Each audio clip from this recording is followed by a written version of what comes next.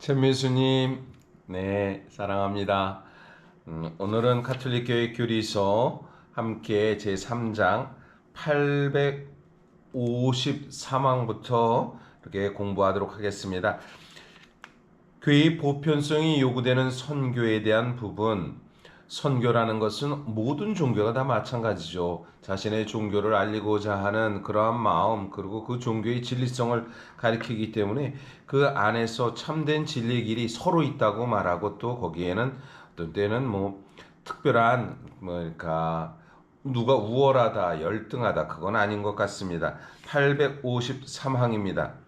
그러나 교회는 그 나그네 길에서 교회가 선포하는 메시지와 그리고 복음이 맡겨진 자들의 인간적 나약함이 서로 얼마나 떨어져 있는지 경험하기도 합니다. 하느님의 백성은 참회와 쇄신의 길로 나아감으로써만 십자가의 좁은 길을 통하여 하느님 나라를 확장할 수 있습니다. 가톨릭 교회가 온전히 모든 것이 다 진리를 밝히고 했다는 것은 아닙니다. 부끄러운 과거도 있었지요.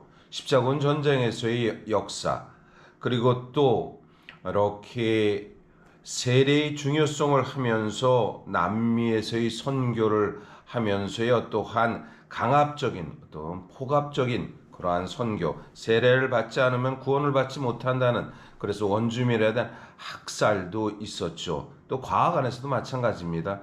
모든 것이 우리가 지구는 둥글다라지 않고, 어떤 때는 지구는 태양을 중심으로 지구가 중심이다라는 것도 주장한 적이 있었죠. 이런 부분에서, 그리고 또 한편 부끄러운 그러한 역사 안에서의 그것을 그대로 있습니다. 그렇기 때문에 참회와 쇄신으로 감으로써 십자가의 좁은 길을 통해서 하나님 나라를 확장할 수 있다는 것을 말합니다. 사실 그리스도께서 가난과 박해 속에서 구원 활동을 완수하셨듯이 그렇게 교회 똑같은 길을 걸어 구원의 열매를 사람들에게 나누어 주도록 부름을 받고 있습니다. 가난과 박해 속에서 구원의 활동을 완수하셨듯이 종교의 진리를 가리킴에 있어서 어느 것이 옳고 그름에 대한 판단은 바로 가난한 사람들과 교회가 함께 있는가 아닌가라는 것에 또한 구원의 확장성이 있지 않는가 생각됩니다. 가난한 사람들과 함께하는 것, 복음의 기쁨이 그 안에 있음을 가톨릭 교회는 꾸준히 강조하고 이를 선포하고 그러고 있습니다. 물론 지금 이것이 지닌 그 가난한 교회의 모습을 가톨릭 교회가 지니고 있는가 현재에 대한 부분은 사실 어떤 때는 여러 가지 쇄신과 반성의 기회를 다시 한번 생각할 필요는 있겠지요. 854항입니다. 바로 이러한 사명을 통하여 교회는 온 인류와 함께 걸어가 세계와 함께 동일한 지상 운영을 참여하고 있습니다. 교회는 또한 그리스도 안에서 쇄신되고 하느님의 가족으로 변화되어야 할 인류사의 누룩으로서 또 마치 그 혼처럼 존재합니다. 인류사의 누룩으로서 빵을 부풀기 위해서의 그 누룩의 역할을 하는 것. 선교 활동은 인내를 요구합니다. 우선 이 일은 아직 그리스도를 믿지 않는 백성들과 집단에게 복음을 선포하는 일로 시작됩니다. 그리스도를 믿지 않는 이들에게 보여주는 것은 복음의 선포라는 것은 증거입니다. 그래서 인내를 요구한다는 것은 우리의 모습을 보고 믿음을 갖게 되고 주님의 제자됨을 고백하게 된다는 것이죠. 그리고 세상에서 하느님의 현존을 나타내는 표지가 되는 그리스도 공동체를 세우고 지역, 교회를 설립하는 일이 이어집니다. 이러한 노력은 민족들의 문화 안에 복음을 토착하는 과정으로 접어들게 됩니다. 복음의 토착화 과정이라는 것은 우리가 토착화라는 것은 그 문화를 그대로 받아들인다기보다도 문화와 우리 그리스도교 문화, 전통 문화와 그리스도교 문화가 함께 어우러진다고 말할 수 있습니다. 가령 저희는 포도주를 갖고서 성혈로 이렇게 받아줍니다. 그래서 한국 문화 안에서 그럼 막걸리를 갖고 성혈로 할 수 있는가라는 거죠. 그런 것은 사실 토착화가 이루어지는 그런 부분일까라는 의구심을 갖게 되는 것이고, 어떤 때 보면 이 포도주라는 것은 근동지방, 즉 이스라엘에서 가장 중요한, 그리고 고대의 성경 이야기 안에서도 포도주는 첫 번째 가장 중요한 어떤 삶의 그 술이라고 말하기보다도 삶의 어떤 질을 바꿀 수 있는 그런 부분이죠. 올리브를 통해서 올리브 기름이 나왔듯이 포도를 통해서 포도주가 이렇게 삶의 어떤 기본을 갖게 했기 때문에 이런 것들이 문화의 토착화라고, 막걸리를 포도주로 바꾼다는 것은 토착화라는 과정은 다른 것입니다.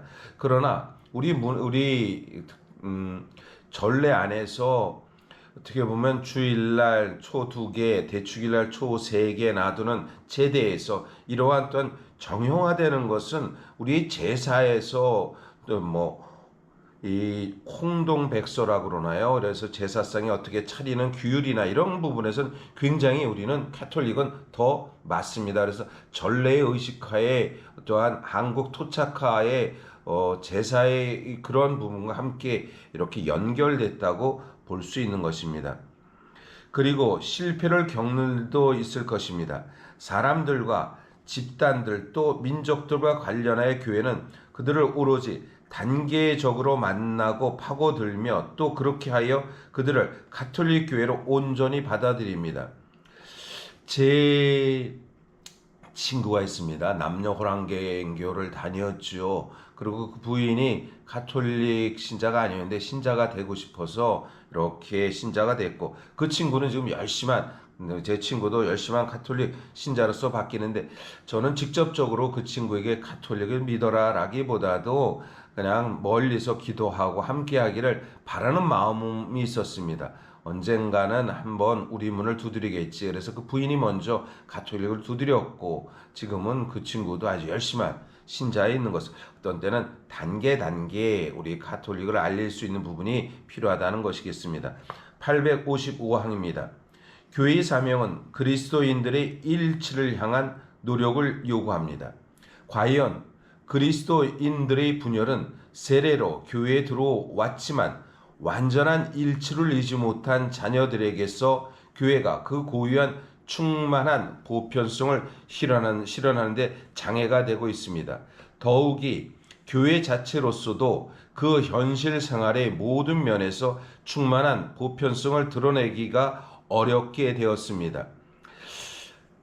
온전한 일치를 이루지 못하는 자녀들, 그래서 그리스도인이라는 자체가 바로 주님의 자녀이지만 자녀됨으로 살아간다는 것입니다. 그래서 실수도 잘못도 있습니다.